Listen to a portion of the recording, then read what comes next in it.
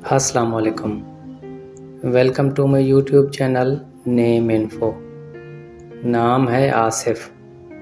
आसिफ़ नाम लड़कों के नामों के लिए इस्तेमाल किया जाता है।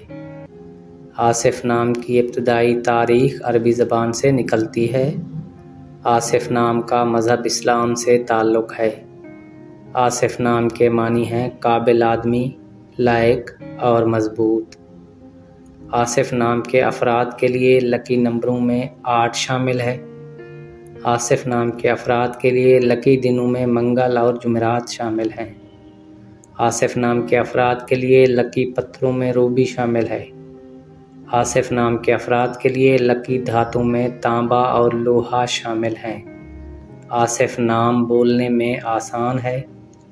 आसिफ़ नाम को 5 मुख्तलिफ़ ज़बानों यानी उर्दू में, हिंदी में, अंग्रेज़ी में, अरबी में और बंगाली में कुछ इस तरह लिखा जाता है।